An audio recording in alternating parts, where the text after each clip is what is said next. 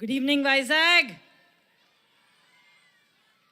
మన వైజాగ్లో మా ఇంటి బంగారాన్ని మీ ఇంటి బంగారంగా తీసుకుని ఇంత బ్రహ్మాండమైన సక్సెస్ మీరు పెడుతున్నారంటే ఎంతో గర్వంగా ఉంది, ఎంతో సంతోషంగా ఉంది.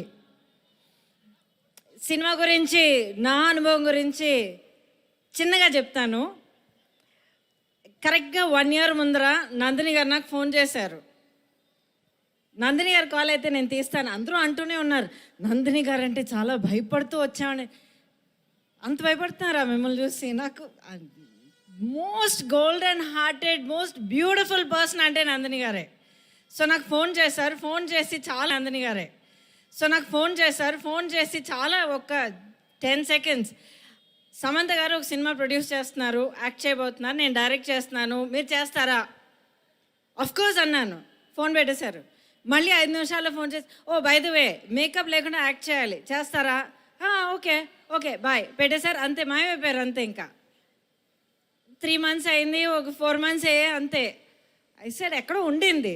సడన్గా మళ్ళీ కాల్ వచ్చింది. కాల్ వచ్చి మన షెడ్యూల్ వేసాం, ఇవి డేట్స్, వచ్చేస్తున్నారంటే చాలా చాలా విధాలుగా కింద మీద పడాల్సి వచ్చింది సినిమా చేయడానికి. కానీ ఏంటో తెలియదండి, ఆ ఫస్ట్ కాల్ నుంచి క్యారెక్టర్ కూడా వినకుండా వీళ్ళిద్దరూ ఈ సినిమా చేస్తున్నారు అన్నప్పుడు మనసులో ఏదో కలిగింది.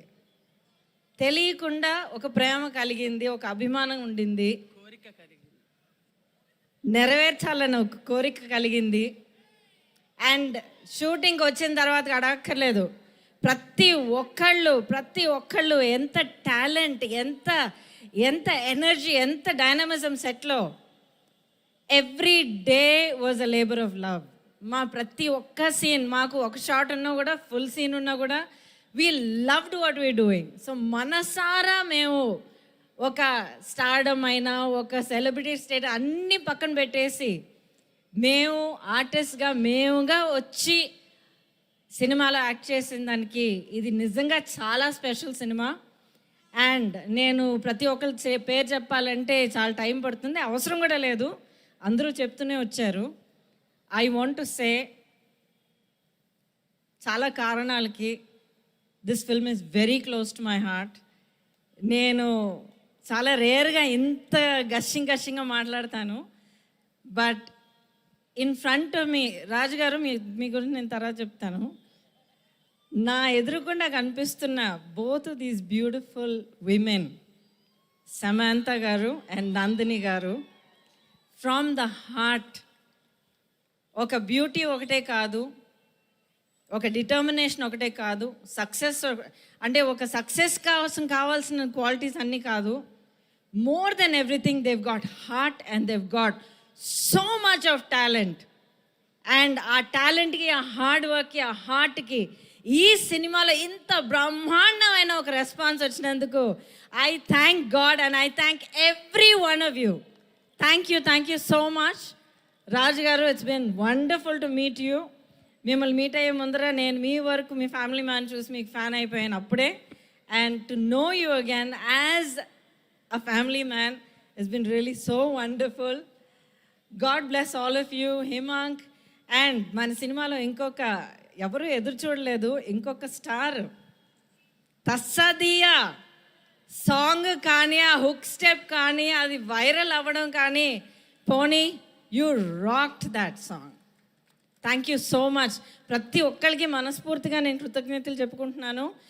Most of all, I'm sorry, ఇంకొక మాట చెప్పేసి నేను మైక్ ఇచ్చేస్తాను. ఇప్పుడు ప్రతి ఒక్కళ్ళు విమెన్ పవర్, సో ఫ్యాంటాస్టిక్, కాళికాదేవిగా ఉండాలి, ఇది చాలామంది చాలా విధాలుగా రియాక్ట్ అవుతున్నారు. నాకు యుఎస్ కానీ ఇక్కడ కానీ ప్రతి ఒక్క చోట నుంచి ఒక్క రివ్యూ మాత్రం, చాలా అద్భుతమైన ఒక విషయం మాత్రం నాకు మళ్ళీ చెప్తున్నారండి సినిమా చూసిన వాళ్ళు. I must share it here.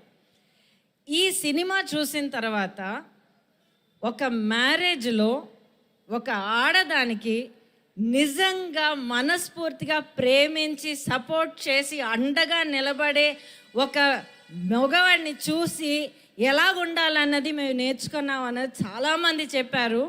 So for creating those kind of positive male characters and stereotypes, hats off to all of you.